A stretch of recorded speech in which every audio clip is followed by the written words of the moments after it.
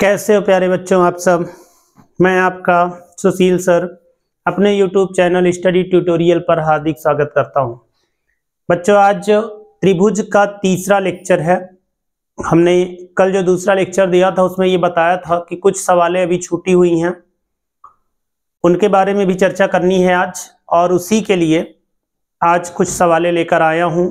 आज ये त्रिभुज का लास्ट लेक्चर है, लेकिन इसमें इम्पॉर्टेंट सवालें हैं और वो इम्पॉर्टेंट सवालों को आपको अच्छे से पढ़ना है बोर्ड परीक्षा की तैयारी के लिए।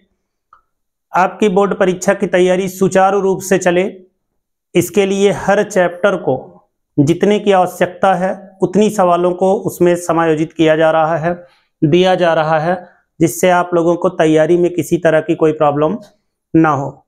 तो आइए बिना देर किए शुरू करते हैं आज का अगला लेक्चर। देखिए कुछ सवालें हैं स्क्रीन पर दिख रही होंगी। यहां से कह रहा एक त्रिभुज ABC की भुजा BC पर एक बिंदु D इस प्रकार स्थित है कि ADC जो है वो BAC के बराबर है। दर्शाना है CA स्क्वायर बराबर CB इंटू CD। देखिए दर्शाना है या सिद्ध करना है। सबसे पहले एक त्रिभुज ABC बनाइए। देखिए एक त्रिभुज ABC बनाते हैं। मान लीजिए इस तरह से बना लेते हैं। ये कोई त्रिभुज है ABC है, ठीक है। ये कोई त्रिभुज ABC है और इस त्रिभुज में BC पर एक बिंदु D इस प्रकार स्थित है। इस BC पर देखिए BC पर एक बिंदु D इस प्रकार स्थित है। कहीं स्थित कर दीजिए, D इस प्रकार स्थित है कि ADC BAC, देखिए ADC ये वाला कोण जो है ये बराबर है BAC के, यानी ये पूरे कोण के, ये ठीक है, ये बराबर है। कह रहा है दर्शाइए कि CA स्क्वायर बराबर CB इंटू CD। आइए प्रारंभ करते हैं यहां से। ये आपका चित्र हो गया और इस चित्र में हमको एक कोण दिया हुआ है। दो त्रिभुज दिख रहे हैं आपको, एक त्रिभुज BAC दिख रहा है और दूसरा त्रिभुज ADC दिख रहा है। अगर हम इनको, इस त्रिभुज को क्या करें, समरूप प्रूव कर लें तो हम इनकी भुजाओं को आनुपातिक कह सकते हैं। और चूंकि CA जो है ये दोनों में उभयनिष्ठ है, कोण C दोनों में उभयनिष्ठ है, तो CA दो बार आ जाएगा और BC एक भुजा हो जाएगी, AC दो हो जाएगी और CD हो जाएगी इस वाले त्रिभुज की भुजा। तो हम इसे प्रूव कर सकते हैं आसानी से। यहां से हम लोगों को समझना है कि हमको क्या करना है। तो यहां से कह रहा है हमको क्या करना है, समरूपता प्रूव करनी है। तो आइए देखते हैं ये समरूपता कैसे प्रूव होता है। तो यहां से आप देखिए त्रिभुज ABC तथा त्रिभुज ADC में, चलिए दो त्रिभुज है ABC और ADC में हमको क्या करना है भैया। देखिए समरूपता प्रमेय लाने के लिए अगर हम दो कोण प्रूव कर देते हैं तो AA समरूपता, एंगल समरूपता प्रूव हो जाती है। यानी दो कोण हमको त्रिभुज में बराबर करना है, तीसरा अपने आप बराबर होता है और फिर वो क्या हो जाता है, समरूप हो जाता है। AA समरूपता लगा सकते हैं हम लोग। तो यहां पर हमको क्या करना है, दो कोण बराबर करना है। तो देखिए भैया एक कोण तो खुद ही दिया है उसने, कोण ADC जो है ये वाले त्रिभुज का, देखिए ADC इस त्रिभुज का है, ADC त्रिभुज का है, और BAC ये किस त्रिभुज का है, बड़े वाले त्रिभुज BAC का है। देखिए एक तो दिया है हमको, ये क्या है, दिया है हमको, देखिए दिया है हमको, है ना, ये त्रिभुज हमको दिया हुआ है। और एक कोण इस त्रिभुज में एक कोण हमको बराबर दिया, दूसरा कोण हमको बराबर कर रहा है। तो देखिए ये वाला कोण जो है कोण C, ये दोनों में उभयनिष्ठ है भैया। देखिए त्रिभुज ABC में भी कोण C आएगा और त्रिभुज ADC में भी कोण C आएगा। आप पूरा नाम भी ले सकते हैं। तो इसका नाम क्या होगा, अगर मैं ACD लूं इस D के लिए तो मैं इसको ACD कहूंगा, और इस पूरे त्रिभुज के लिए जो बड़ा वाला त्रिभुज ABC है उसके लिए क्या कहूंगा, BCA कहूंगा या ACB कहूंगा, दोनों कह सकते हैं, ACB कहूंगा। ठीक है, ये क्यों बराबर है, ये उभयनिष्ठ है। क्या है, उभयनिष्ठ है। देखिए दो कोण क्या हो गए, बराबर हो गए। अगर हमने क्या कहा, हमने कहा अगर दो कोण बराबर हो जाते हैं किसी भी दो त्रिभुज में, अगर दो कोण बराबर हो जाते हैं तो हम AA समरूपता से इसको क्या कह सकते हैं, समरूप त्रिभुज कह सकते हैं। तो भैया त्रिभुज ABC जो है वो समरूप हो गया। देखिए ये समरूप का चिन्ह है, किसके समरूप हो गया? ADC के समरूप हो गया, ADC के समरूप हो गया। क्यों हो गया? AA समरूपता, ये AA समरूपता से ये क्या हो गया? समरूप हो गया। तो AA समरूपता लगा दिया गया। अब जो अगला पैटर्न है उसमें हमको क्या करना है? देखिए जब दो त्रिभुज समरूप हो जाते हैं तो हमको क्या कहना होता है कि जो भुजाएं होती हैं वो क्या होती है? समानुपाती होती हैं। तो भैया तीन तीन भुजा होती है, तीन की तीनों भुजा समानुपाती होती है अगले की तीनों भुजा के। तो यहां पर हम लोग देखिए अनुपात लेंगे। चलिए अनुपात लेते हैं। एक भुजा का नाम ले लेते हैं CA। क्या ले लेते हैं? CA। देखिए ये CA, ठीक है। और दूसरी भुजा का नाम ले लेते हैं CD। क्या ले लेते हैं? CD। ये एक भुजा हो गई CA और दूसरी भुजा हो गई CD, यानी CA जो है वो CD के अनुपात में, और अगली वाली जो भुजा लेनी है वो लेनी है CB। क्या लेनी है? CB, ये वाली भुजा। देखिए ये आधार भुजा किस त्रिभुज की? ABC की। और इसकी एक और भुजा, कौन सा भुजा? CA। इस तरह से देखिए दोनों अलग अलग त्रिभुजों की भुजाएं हैं, दोनों ही अलग अलग त्रिभुज की भुजाएं हैं। तो CA बटा CD हो गया और CB बटा CA हो गया। अगर हम इसका तिर्यक गुणा करें, देखिए तिर्यक गुणा करें तो CA का गुणा किसमें होगा? CA में। तो CA का क्या हो जाना है? वर्ग हो जाना है। और CD का गुणा किसमें होगा? CB में। तो CD इंटू क्या हो जाना है? CB हो जाना है। देखिए यही आपको क्या करना था? प्रूव करना था। देख लीजिए, ये देखिए CA square is equal to CB into CD। ये CB into CD, CA square, ठीक है। तो ऐसी सवालें अगर आपको मिलती हैं कि दो त्रिभुज दिया हो और इस तरीके का अनुपात प्रूव करना हो, तो आप लोगों को क्या करना है? समरूपता प्रमेय लगानी है। और समरूपता प्रमेय के लिए क्या करना है? सिर्फ दो कोण बराबर करने हैं। अगर दो कोण बराबर हो जाते हैं तो हम इसको समरूप कह के भुजाओं को समानुपाती कह देंगे और तिर्यक गुणा करके इस तरीके से इसको ला दिया जाएगा। समझ में आ गया होगा आप लोगों को। तो आइए अगला देखते हैं। देखिए अगली सवाल में क्या कह रहा है? कह रहा है यदि एक रेखा किसी त्रिभुज की दो भुजाओं को एक ही अनुपात में विभाजित करे तो वह तीसरी भुजा के समांतर होती है। ये तो यथार्थ सत्य है, ये प्रमेय है कि एक रेखा अगर किसी त्रिभुज की दो भुजाओं को एक ही अनुपात में विभाजित करे तो तीसरी भुजा के समांतर होता है। लेकिन हमको इसे सिद्ध करना है कि कैसे होता है। यानी होता तो है, ये तो हम जानते हैं, लेकिन होता कैसे ये हमको बताना है। तो आइए देखते हैं। जैसे एक त्रिभुज है भैया, एक त्रिभुज है, ये कोई त्रिभुज है मान लीजिए, और उसने बोला कि जो त्रिभुज है तुम्हारा ना, इस त्रिभुज की क्या कह रहा है? कह रहा है एक रेखा किसी त्रिभुज की दो भुजाओं को एक ही अनुपात में विभाजित करता है। मतलब ये है कि यहाँ पे अगर हम एक रेखा खींच दे, इस तरह से एक रेखा खींच दे, मान लीजिए ये कोई रेखा है, और ये रेखा जो है ये क्या करती है? दो भुजाओं को एक ही अनुपात में विभाजित करती है। मतलब अगर इसका नाम हम D और E रखें, देखिए D और E रखें बच्चों, तो इसको एक ही अनुपात में विभाजित करता है। इस रेखा का अगर हम कोई नाम रख दे, मान लीजिए जैसे इस रेखा का कोई नाम रख दिया जाए, मान लो हम इसका नाम रख देते हैं यम। चलिए ये कोई यम रेखा है।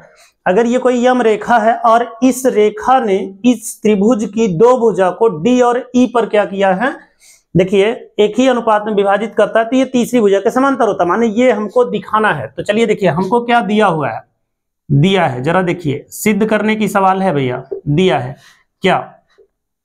त्रिभुज ABC में यम रेखा, यम रेखा, यम रेखा भुजा BC तथा नहीं AB तथा AB तथा किसको? AC को, किसको? AC को, AC को D और E पर, E पर क्या करती है? मिलती है या प्रतिच्छेद करती है, ठीक है। और AD अपान DB, AD अपान DB ये बराबर है AE अपान EC के। ऐसा दिया हुआ है। कह रहा है अगर भुजा AB तथा AC को D और E पर इस प्रकार मिलती है कि ये क्या करती है? इसको एक समानुपात में विभाजित करती है, अनुपात में विभाजित करती है। और सिद्ध क्या करना है हमको? जरा देखिए, सिद्ध करना है, सिद्ध करना है क्या? जो यम रेखा है ना, ये समांतर है किसके? BC के। यही सिद्ध करना है हमको। ठीक है, यम रेखा जो है वो बीसी के क्या है, समांतर, यही सिद्ध करना है। तो भैया यम रेखा बीसी के समांतर तो है, ये तो हम जानते हैं, लेकिन अभी हमको सिद्ध करना है। तो सिद्ध करना है तो हमको क्या करना पड़ेगा, इसके उलट प्रमेय मानना होगा, माने विलोम मानना होगा। चलिए मान लेते हैं, माना यम रेखा बीसी के समांतर नहीं है, बीसी के समांतर नहीं है। भैया नहीं होगी तो श्योर है कोई तो समांतर होगा ना। तो चलिए डी से इस तरह से होते हुए एक रेखा खींच लेते हैं, डीई डैश, ठीक है, डीई डैश, या ऐसे कह लीजिए यम रेखा क्या डीई समांतर कह लीजिए, डी बीसी रेखा बीसी के समांतर नहीं, ठीक है, ऐसे भी चलेगा। यम रेखा बीसी के समांतर नहीं है, तब डीई डैश रेखा बीसी के क्या है, समांतर है।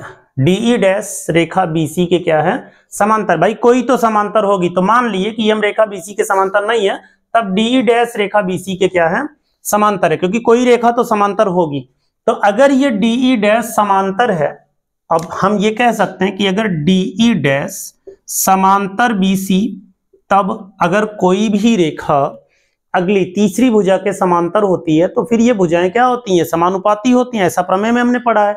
तब हम क्या कहेंगे कि जो एडी है ये डीबी बराबर ए डैश बटा क्या हो जाएगा, ई डैश सी। ये बराबर होना चाहिए कि नहीं होना चाहिए भाई। अगर ये रेखा ई डैश अगर इसको समद्विभाजित करती है, माने कि ये कह लीजिए कि इसको प्रतिच्छेद करती है और इसके समांतर है अगर डी डैश, तो फिर एडी अपान डीबी जो होना चाहिए वो ए डैश बटे ई डैश सी होना चाहिए। तो अगर ये दोनों समांतर हैं और इसको हम इक्वेशन 1 कहें, इसको इक्वेशन 2 कहें, देखिए इसको इक्वेशन 1 कहें और इसको इक्वेशन क्या कहें, 2 कहें, तब समीकरण 1 और 2 को जरा देखिए। समीकरण 1 व समीकरण 2 से अब देखिए एडी बटा डीबी, ध्यान दीजिए एडी बटा डीबी, देखिए एक पक्ष दोनों का इक्वल है तो भैया दूसरा पक्ष भी इक्वल होना चाहिए। तो एई बटे ईसी जो है वो बराबर होना चाहिए एई डैश बटे ई डैश सी के, है ना। ये दोनों भी क्या होना चाहिए, बराबर होना चाहिए, क्योंकि ई डैश जो है, ई डैश जो अलग डैश यहाँ पे बना हुआ है ई डैश, ये भी समानुपात में होना चाहिए।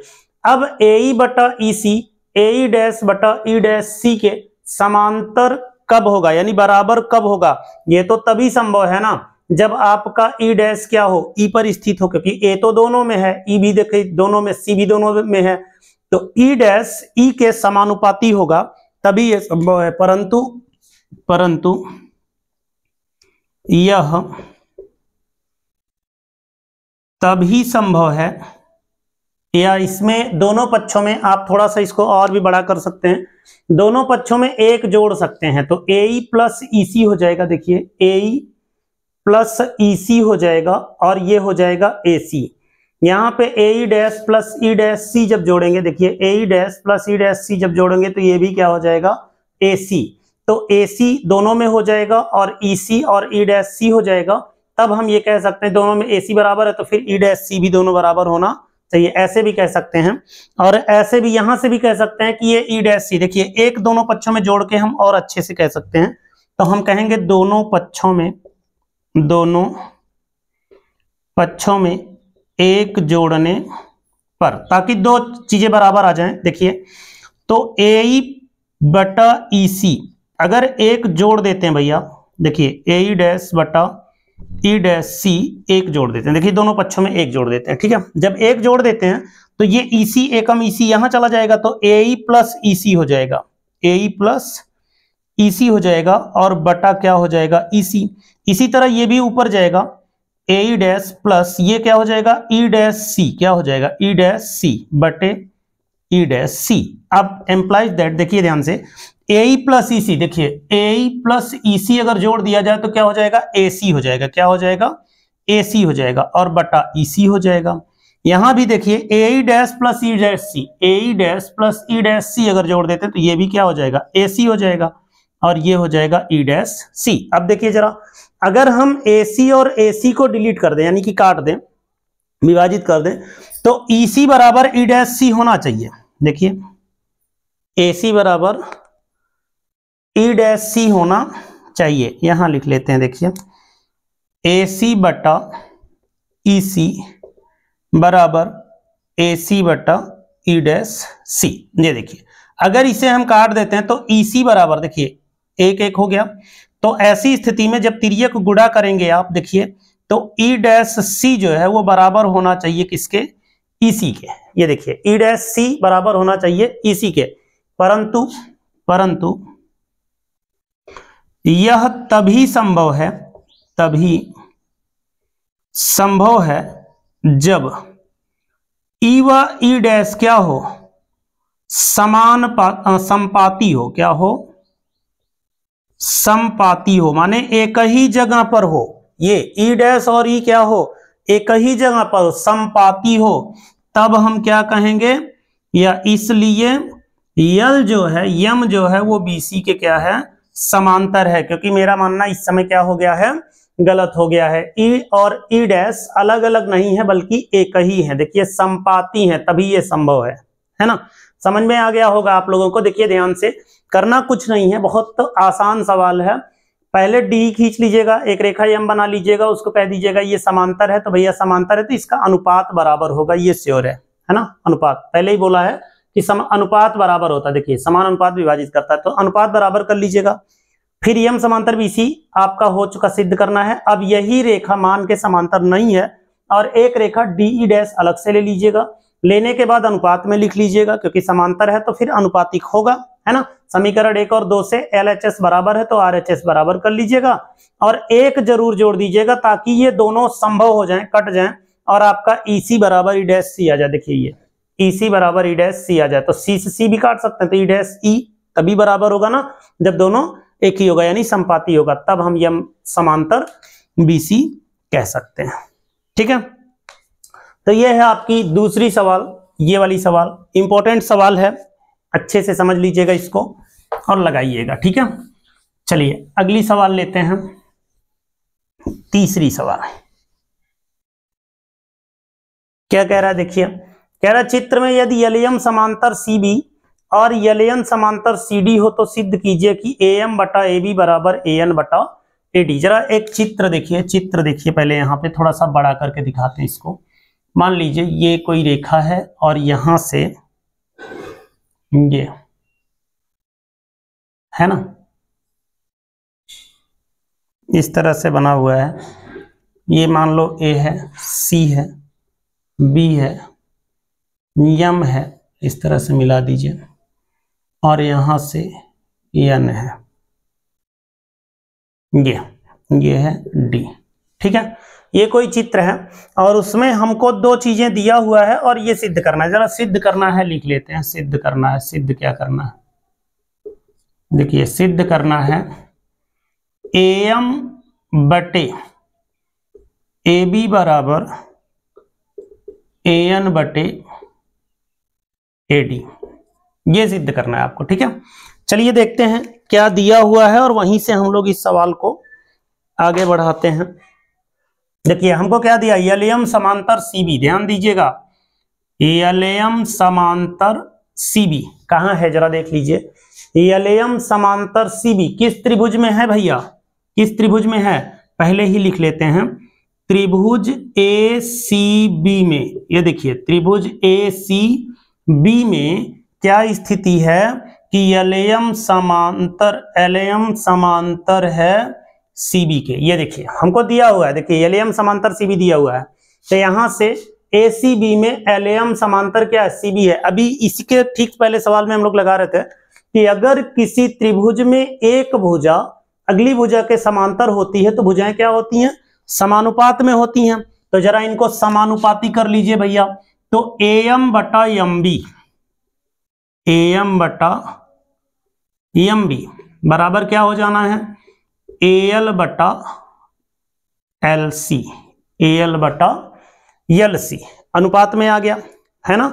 तो यहां देखिए AM बटा MB बराबर AL बटा LC हो गया, ध्यान दीजिएगा AL।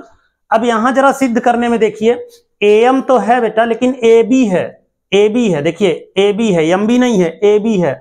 इसका मतलब ये हुआ कि ये पूरी भुजा AB है ना। हमको एक जोड़ना होगा। अच्छा, इसको हम इस तरह से भी लिख सकते हैं या इसको अपोजिट भी लिख सकते हैं, MB बटा AM, इस तरह से अपोजिट भी लिख सकते हैं, बराबर हो जाएगा LC बटा AL। इतनी बात समझ गए। अपोजिट भी लिख सकते हैं, माने उल्टा भी लिख सकते हैं इसका व्युत्क्रम, MB बटा AM, तो MB ऊपर चला गया, AM नीचे, और LC ऊपर चला गया, AL नीचे। क्यों लिखे हैं जरा देख लीजिए, क्योंकि AB लाना है हमको, AB, और AB लाने के लिए क्या करना पड़ेगा, दोनों पक्षों में एक जोड़ने पर एक जोड़ना होगा, ध्यान दीजिए। तो MB बटा AM प्लस 1 और LC बटा AL प्लस 1। अब जरा L है ये, अब जरा सा क्या करिए कि दोनों में एक जोड़िए भैया। तो देखिए ध्यान से, MB प्लस AM, देखिए ये LCM है, AM क्या है, LCM है, AM LCM है, तो AM का गुणा किस में होगा, एक में होगा। देखिए MB प्लस AM हो जाएगा, MB प्लस AM हो जाएगा, और इसी तरह से AL का गुणा किस में होगा, एक में, तो LC प्लस AL हो जाएगा और बटा AL हो जाएगा, ध्यान दीजिए। अब ये क्या हो जाना जरा देखिए, MB और AM, ध्यान देखिए, MB और AM जुड़ के क्या हो जाएगा, AB हो जाएगा, क्या हो जाएगा, AB हो जाएगा, और बटा क्या हो जाएगा, AM। इसी तरह से LC और AL, ये देखिए LC और AL जुड़ के क्या हो जाएगा, AC हो जाएगा, क्या हो जाएगा, AC बटा AL। हमने क्या कहा, हमने कहा इसका व्युत्क्रम भी लिख सकते हैं, फिर से हम इसका व्युत्क्रम कर देते हैं, इंप्लाइज दैट, फिर से व्युत्क्रम कर देते हैं, तो ये हो जाता है AM बटा AB, AM बटा AB बराबर हो जाएगा AL बटा AC, इक्वेशन नंबर 1। समझ में आ गया आपको। ध्यान से देखिएगा, हमने क्या किया है, पहले हम समांतर लिखते हैं, समांतर लिखने के बाद भुजा को अनुपात में लिख लेते हैं, जैसा आप जानते हो कि अनुपात में लिखना है, AM बटा MB और AL बटा LC, पहले अनुपात में लिख लिया। लेकिन चूंकि सिद्ध करने में एक बड़ी भुजा आ रही है, लॉन्ग भुजा आ रही है AB, और एक शॉर्ट भुजा आ रही है AM, तो हमको क्या करना है, हम इसका उल्टा भी लिख सकते हैं, अपोजिट व्युत्क्रम भी लिख सकते हैं, ये भी बराबर होता है। फिर हम दोनों पक्षों में एक जोड़ देते हैं, जब एक जोड़ेंगे तो AM यहां जुड़ के MB प्लस AM क्या हो जाएगा, आपका AB हो जाएगा, और AB बटा AM हो गया। हम इसका पुनः व्युत्क्रम कर दिए, देखिए ये हो गया, यहाँ या भी लिख सकते हैं, या भी लिख सकते हैं, ये आ जाएगा, ठीक है। चलिए इसी तरह से, इसी प्रकार हमको एक और बात दिया हुआ है, ध्यान दीजिएगा, यहां देखिए यलेयन समांतर CD किसमें है जरा देख लीजिए, यलेयन समांतर CD किस त्रिभुज में है, ADC में। तो त्रिभुज ADC में यलेयन समांतर क्या है, CD है, यलेयन समांतर क्या है, CD है।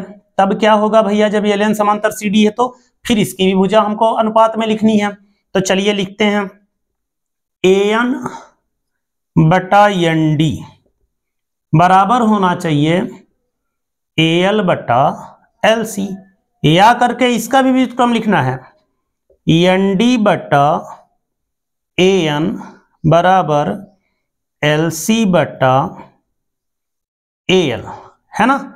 दोनों पक्षों में एक जोड़ने पर, दोनों पक्षों में एक जोड़ने पर, चलिए एक जोड़ दीजिए दोनों पक्षों में। तो यहां पे देखिए, जब हम ND अपान AN में एक जोड़ेंगे और दूसरी तरफ LC अपान AL में एक जोड़ेंगे भैया, तो AN एकम AN ऊपर चला जाएगा, तो ND प्लस AN बटा क्या हो जाएगा, AN। और यहां पे देखिए वही हाल यहां होगा, LC में AL जुड़ जाएगा, है ना, LC में AL जुड़ जाएगा और बटे क्या हो जाएगा, AL। अब क्या हो जाना, ND और AN जरा जोड़िए, देखिए ND और AN जुड़ेगा तो कितना हो जाएगा, AD, पूरा पूरा हो गया AD बटे AN बराबर, यहां भी देखिए जब ये जुड़ेगा तो हो जाएगा AC, तो AC बटा AL। अब जरा इसका भी व्युत्क्रम कर दीजिए, या करके लिखिए, तो AN बटा AD, AN बटा AD बराबर हो जाएगा AL बटा AC। इक्वेशन नंबर हो गया 2। अब जरा समीकरण 1 और 2 की बात कर लो। समीकरण 1 व समीकरण 2 से जरा समीकरण 1 और 2 की बात करो। देखिए समीकरण 2 ये है, समीकरण 1 ये है। दोनों का RHS देखिए बराबर है AL बटा AC, AL बटा AC, तो फिर LHS भी बराबर होना चाहिए। तो हम लिख सकते हैं AM बटा AB बराबर AN बटा AD। इस तरह से आपका ये प्रूव हो जाना। समझ गए ना? एक को अच्छे से समझा दिया था। ठीक इसी तरह से दूसरे में भी हुआ है। एक जोड़कर हमने व्युत्क्रम लिखा अपोजिट, और उसके बाद इस तरह से बना लिया। समीकरण 1 और 2 में RHS चूंकि इक्वल था, इसलिए LHS को क्या लिख दिया? बराबर लिख दिया, है ना? तो ये प्रूव हो गई। बहुत ही अच्छी सवाल है और ये सवाल पूछी भी गई है। आप लोग इसे अच्छे से नोट कर लीजिएगा और नोट करके इसको पढ़ लीजिएगा। सरलता से बता दिए आपको। चलिए एक और सवाल ले लेते हैं। लास्ट सवाल है इसमें। एक चित्र बना हुआ है भैया, देखिएगा एक चित्र बना हुआ है इस तरह से। ये इसमें एक चित्र बना हुआ है और इस चित्र में इस तरह से ये कटा हुआ है। इसका नाम है A, इसका नाम है B, इसका नाम है C और इसका नाम है D। ये बिंदु O पर प्रतिच्छेद करता है, ठीक है, O पर प्रतिच्छेद करता है।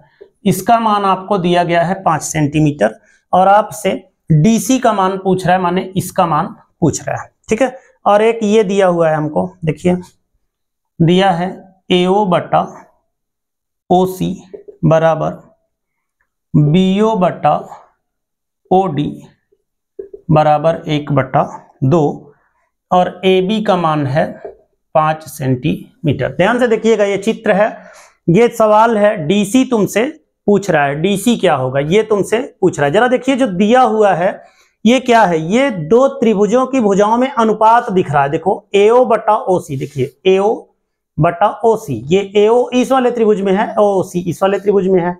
यहां देखिएगा BO इस वाले त्रिभुज में है, ये देखिए BO इस त्रिभुज में, और OD किस त्रिभुज में है, इस त्रिभुज में। देखिए ये OD इस त्रिभुज में भी है, इस त्रिभुज में, इस त्रिभुज में है, ठीक है। अब जरा ध्यान से देखिएगा, अगर ये हमको दिया हुआ है, ये अनुपात बराबर है, तो हम यहां से एक काम कर सकते हैं। देखिए ध्यान से, त्रिभुज AOB तथा त्रिभुज DOC में जरा देखिए कोण AOB जो है वो कोण DOC के क्या है, बराबर है। ये देखिए कोण AOB जो है, AOB ये DOC के बराबर है। क्यों बराबर है भैया? इसको हम लोग क्या कहते हैं, सम्मुख कोण कहते हैं। क्या कहते हैं? सम्मुख कोण कहते हैं। इसको हम लोग शीर्षाभिमुख भी कहते हैं, शीर्षाभिमुख भी कहते हैं, ठीक है, शीर्षाभिमुख कोण, समझ गए। शीर्षाभिमुख कोण भी कहते हैं, सम्मुख कोण और शीर्षाभिमुख कोण कहते हैं। तो ये क्या है, इक्वल है। अब जरा समझिएगा ध्यान से, क्यों लिख रहे हैं हम इसको, क्योंकि जब AOB DOC के क्या हो जाएगा, ये दोनों कोण बराबर हो जाएंगे भैया, ये दोनों कोण बराबर हो जाएंगे, और जो कोण बराबर हैं उन्हीं की संगत भुजाएं अनुपात में हैं। ये अब इन्हीं की संगत भुजाएं, देखिए ये AO बटा OC ये बराबर है OB बटा BO बटा OD के। ये देखिए उसी की संगत भुजा है, जो कोण है उसी की संगत भुजा। देखिए ये, यानी जो कोण है AOB उसी की, देखिए दोनों भुजाएं हैं OA और OB, OD और OC, ये उसी की भुजाएं। अगर ये कोण और दोनों भुजाएं अनुपात में होती हैं तब हम त्रिभुज को क्या कहते हैं, समानुपाती कहते हैं। क्या कहते हैं? समानुपाती। तो AOB समानुपाती हो जाएगा त्रिभुज DOC के, यानी ये दोनों क्या हो जाएंगे, समरूप हो जाएंगे। क्या हो जाएंगे? समरूप हो जाएंगे। ये देखिए समरूप हो जाएंगे, है ना। अगर समरूप हो जाएंगे तो फिर भुजाएं इनकी क्या होनी चाहिए, समानुपाती होनी चाहिए।